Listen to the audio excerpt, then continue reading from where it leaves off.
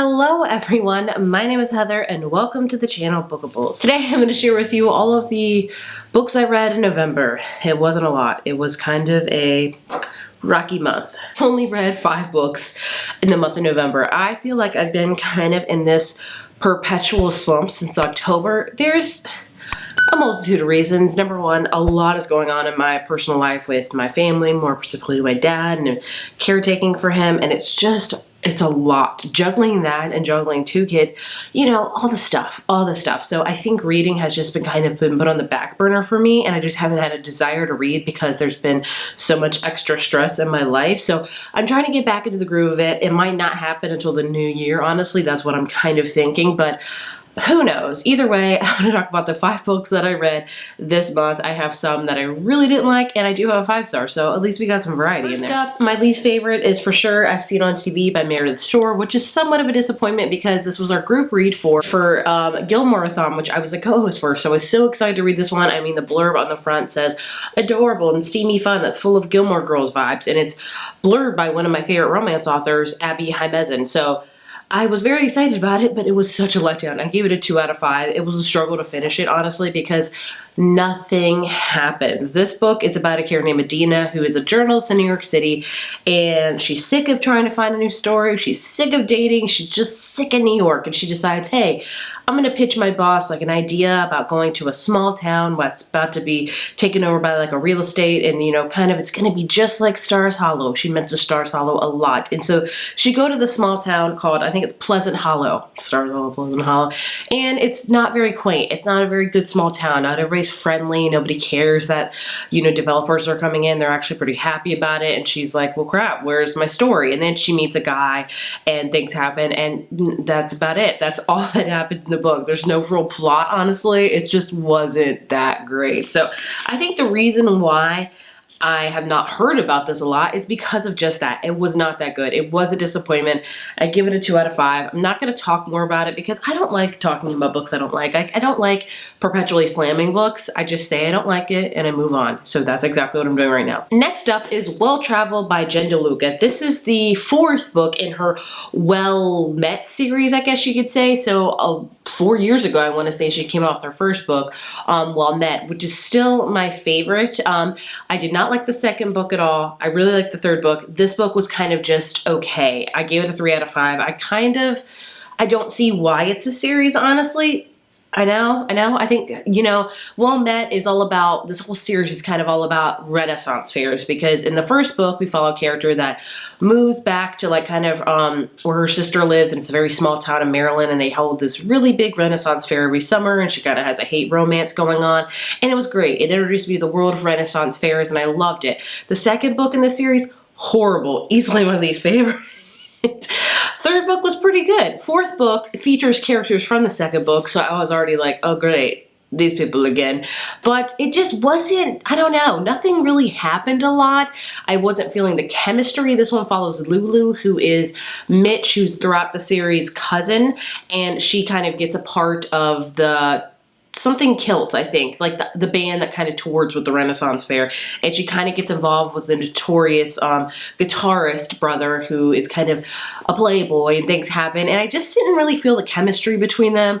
I didn't jive well with it. Also, like I said, it features 2 of our main characters from the 2nd book, which is one of my least favorite books of all time because it was just all about catfishing, and I loathe that, and I just didn't even like the romance. So this one was okay. I don't know if she's gonna write more in this series. I kind of hope she's done with it.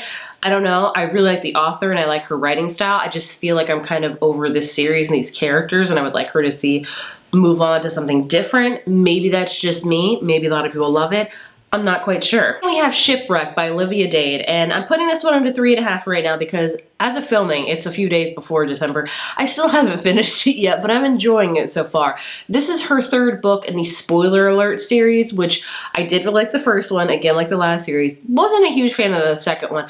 This one's really interesting because it first starts off with 2 characters, Maria and Peter, and they meet like in a sauna, so, you know, steamy already, set the tone, get what I'm saying? And they hit it off, they have a one-night stand, it gets steamy, metaphorically, literally, you get what I'm saying. thing, and they kind of just part ways, only to be seen again the next day because they're auditioning for this show, because kind of this whole series is about the show God of the Gates, kind of think of like Game of Thrones with like some like gods kind of thing, if you will.